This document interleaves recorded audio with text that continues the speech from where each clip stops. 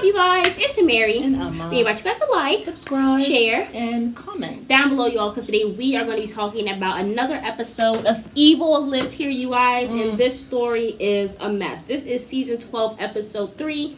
It is about Sarita and Kareem. We are going to give you guys a quick breakdown of what the episode is about. Yes. Because we want you guys to go watch it. It's on Discovery Plus. You guys can actually catch it sometimes. I think, I don't know. We don't have cable. I watch the show on Discovery Plus. Yes. But I think when I used to watch it, it was on Oxygen, I think. Okay. Or ID. I'm not sure. Okay. Google it. But yes, this woman, she is a woman who had 2 kids. Her name is Sarita. She met this man named Kareem at a local hospital. They are both security guards. She was training him. Apparently, she had a stalker boyfriend who was stalking her at work one day when she was talking to Kareem. Kareem tried to defend her and stuff like that. He said, hey, leave her alone or whatever. Apparently, she started to fall for him. They ended up having like sex. He was so protective. Yes, and all that time. So they started, the relationship kind of casual, and they started having sex. But she was somebody who was very cautious. She wanted to use condoms. He very quickly was like, I do not want to wear condoms, but, you know, I'm not going to force myself on you or whatever. We can use condoms, that's fine or whatever. Right. So they were still, you know, they're still having sex or whatever with condoms and stuff. Relationship progressed. She basically told him, look, I want to be in a relationship. He said, if we're going to be in a relationship, I don't want to use condoms. So they got tested. And she tested for everything, gonorrhea, whatever, chlamydia, and then HIV. Yeah, sexual transmitted diseases. She came back negative. He came back, including HIV. Yeah, she came back negative, and then he took all the basic tests for the basic diseases, but he did not actually get a test for HIV. Yeah, she didn't see that one. She asked him about it. He's like, well, you know, they told me that they'll give me a call or whatever. Something to worry about. Yes, but my thing is, which I thought was a red flag. You took the same test as him, and he took the same test as you. Exactly. Why are they telling him that they'll call him? And anyhow, but he gave you paper. Results. Exactly. But you have the paper. That's a red flag. But we're gonna let y'all know. Ends up the man has HIV. Yes. She was getting sick during the relationship. So they stopped using condoms because they're now in a relationship. They never use condoms again.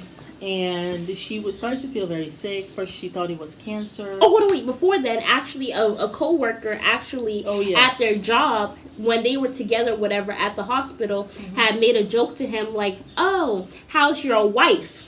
Knowing that that's his girlfriend, and he basically called her a bitch, and was basically telling her to F off and going off on her, and she was very shocked. Sarita was like, I've never seen him act like this before or whatever. She asked him about the wife. He said it was an ex-fiance, we weren't married, Yeah. Another red flag. And then he also refused for her to come see his family on holidays because he says they were very close to her ex-fiance and would not be a very good meeting. Another red flag. Turns out that the mother actually knew he had HIV. Yeah.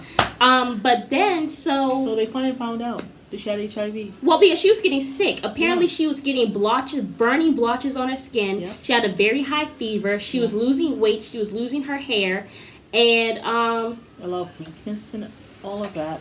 Okay, it's gone, I think. Insects. Yes. But he was going to all of them. Mind you, this fool knows he has HIV the whole time. But he's there holding her hand. Baby, we're going to get through this. Maybe it's cancer. Maybe it's leukemia. So finally, one day she had to go to the hospital. She was in ICU because she was so sick. It was so sad. And the doctor told her, look, you got HIV, and you have, your kidneys are failing. She had a whole bunch of crazy stuff going on. Like a lot of things. Like she was at death's door. Yeah, like if they said that if she had waited another month, maybe even a week, she would have been dead. It was very scary. Yeah, so she actually called his ass to come to the hospital. She thought he was cheating on her and probably cheated with someone who had HIV. Yes, and he was like, no, I've never cheated. I don't know where this is coming from. She basically told him, I don't want to see you anymore. Don't talk to me and all that stuff. So they hadn't talked for a while, but it ended up that she actually was pregnant with his child. Yes. While having HIV, and he basically told her get rid of it. I don't want to have a child like this, and all stuff. But she decided not to. But thank God she didn't have HIV, because I guess she had been taking medication. Yeah, the baby came out negative. So the baby was negative, which was such a blessing. Yeah. And she chose life that day, even though she had tried to kill herself with insulin, an overdose of insulin prior. Yeah, you said that can take you out real quick. It actually can. Yeah, because she was actually diabetic, so that's how she even had the insulin. Yeah. But she actually wanted to die, and her dad told her that, listen, you don't know what your purpose is, but I think everything happens for a reason. Exactly. And one day you're going to know what your purpose is. Exactly. Fast forward to, she started doing research on this man. And she started to, she basically put it out there that this man gave me HIV, because she was actually contemplating on killing him, because she was so mad that this man was still alive, and that, he had given her HIV. Like, this whole time she didn't even think or consider that this man actually purposefully gave it to her. Exactly. But when she started doing more research and stuff like that, she found out that he had a wife. No, she actually called his mom. Yeah. His mom said, "Oh my God, you have HIV?" She said, "Did you talk to his wife?" She said, "Wife?" So she called the wife. The wife also had HIV. She had known since 2009. Like, it was just awful. Yes, and then some lady had DM'd her on Instagram and had told her that, listen, I'm not supposed to say this is against my job, but this man actually was diagnosed in our clinic in 2010, and he never came back from medication. It comes out he has been infecting women with HIV for 5 years, knowingly. Exactly. So that's what she had realized about that. And then when she put out the post exposing him on Instagram, like, this is the man who did this, gave his full name and everything, women were like, "Oh my God, when did you find out? I just had sex with him not too long ago." Found out that he was also cheating on her. Yes. That's the other thing too, as he continued to spread his HIV. Yes, so he had cheated on her. I think she said about 12 or 13 women had been infected by him. And that's only what she knows, but she thinks that it's much more, because you had even told me that sometimes people get HIV results and they just go on a rampage. Yeah. Because they're so angry. They're angry that they got HIV, and then they just go and they try to infect as many people as they can. And he probably was thinking that, a woman gave it to me on purpose, so now you go and get this hatred for the other gender, like they've done this on purpose to me or whatever and stuff. I've even seen, because I worked in a clinic, an HIV clinic, and I have even seen where you will have someone who has given it to, they have had it for years, and they can come in, kind of pretend as though they never had it, and they'll come in and get the test together with their person that they're with, and then of course we already know that this person already had HIV. And now this other person is feeling like, oh my goodness, we now have HIV, I don't know. Like, but the doctors and the nurses can't say anything because it's patient confidentiality. You can't say anything. But you're just watching it all unfold. Games, so many games that have been played, and it's just sick. It's really, it's heartbreaking.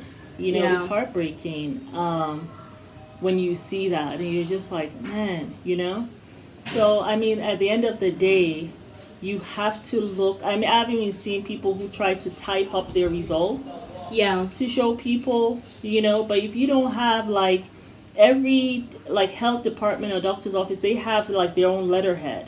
If you don't have that kind of letterhead, you just have something typed up and someone's trying to show it to you. No. The best thing really is to go with the person together. And you guys go take an HIV test. And then you guys go together to get your results. Get your paper results. Don't tell them talk to you about some phone calls. Thing to do. If you want to have sex without a condom. But I just think HIV, some things just to be. I think it's really best just to wait till marriage. And even when you still have to have that test. Of course, before you. We have to get tested for everything before we get married and all that stuff. I think that is non-negotiable. But I also feel like it's non-negotiable that everybody brings their results about all their different stuff. HIV, you don't really. You'll see, but sometimes you might have a negative result, and maybe 3 months later, it's actually a positive result. So it's good to get a test, and then 3 months later, get another one. And 3 months after that, get another one, like together. Like, just have that span of time. And in the meantime, use a condom. Yeah, but I mean, even so, like condoms break, I just think it's just so risky having sex. Period. You know, like the whole thing can just be very messy. It's very, very sad. It's very, very sad. I mean, yes, HIV now is not. It's certainly not a death sentence, because there are medications that you can take, and you can become undetectable, as she explained in the video. Yeah. And undetectable doesn't mean that you don't have HIV. It just means that it is such a minuscule amount that it doesn't show up in your system. But that doesn't mean that you don't have HIV. Yeah. Yeah. For me personally, I just felt like the whole thing was very sad. But I mean, honestly, it can be anybody. You know, it can happen to anyone. I just feel like it's so important to look for the red flags. You know, like I have seen people who this was their first love. They got HIV with the first person they slept with. I know. Yeah, I have seen that on both a woman's side and a man's side. You know, this was their first person and they got HIV. And it hits them so hard because it's like they waited for this person only to get HIV. I know. So it's tough. It's tough. But it was a sad story. It was really sad. And, you know, I just feel like, I mean, this woman, she really did try her best to just be as careful as possible. Yeah. But even there were some red flags, you know, there as well. I think just him not showing the results. Like, I need to see that. Like, I can't just do hearsay, she say. You know what I'm saying? I feel like, one, that was a red flag.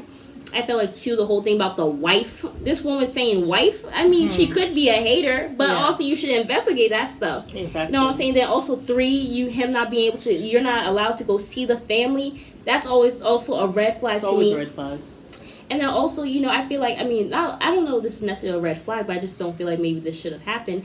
But it's like you kind of started off the relationship. Without being committed. Yeah. Oh, boy. That's going in the room. Yeah.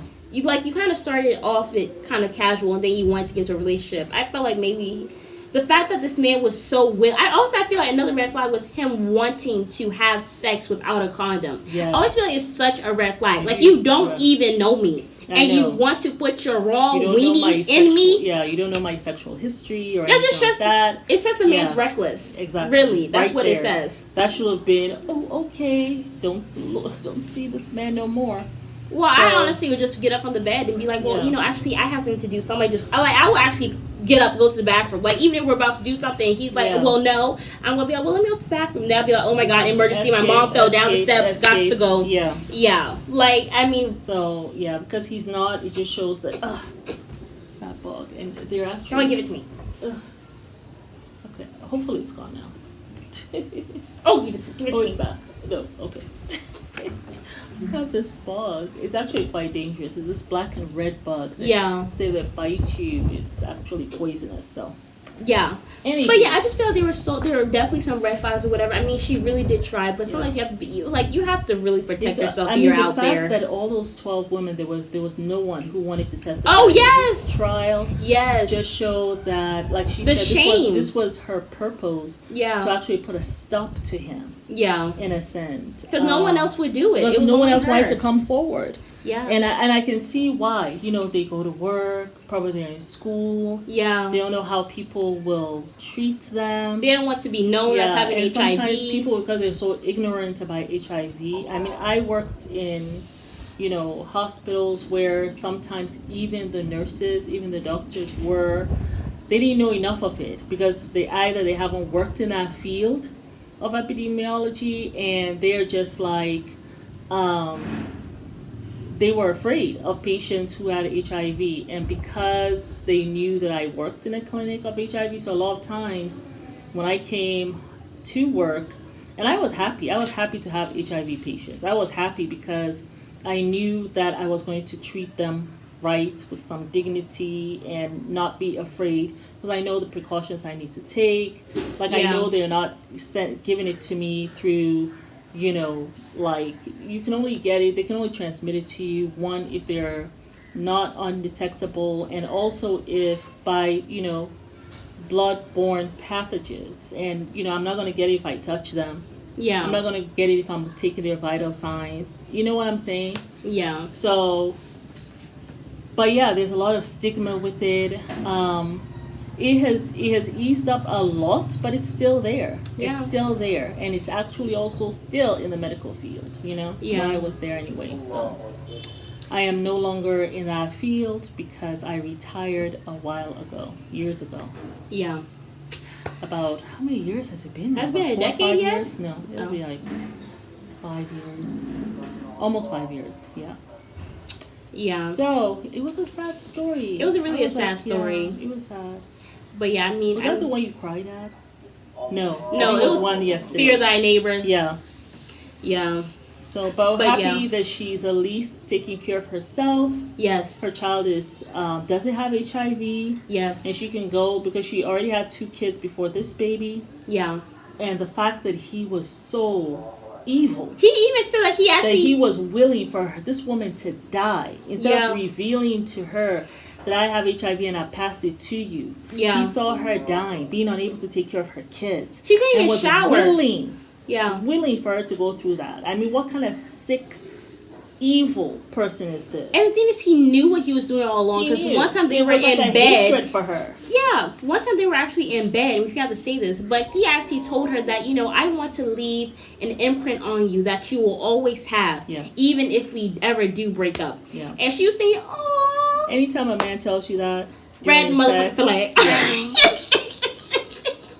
I don't know what the F you What does that even mean? I don't know if you've been watching too much Twilight. But you best get the F up out of this bed. Yes. Thank and you. Get to stepping. Where is my gun? Hello. Or my weapon? No. Anytime someone come tell you some foolishness like that, it's a big flag. A big red flag. I know. Craziness. Leave and don't expeditiously. Come back. Yeah, that whole thing was really just a mess. I just was so happy that, you know, I mean, I'm not happy that it happened to her, but I'm just happy that she was able to put a stop to this monster. You know what I'm saying? So like you wonder, like, and why the hell 30 me? 30 years in jail. Yes. 30 years. Yes, that's where you need to. That's where you need to be. Yeah. For the lives you've ruined. Yeah, we really should get life.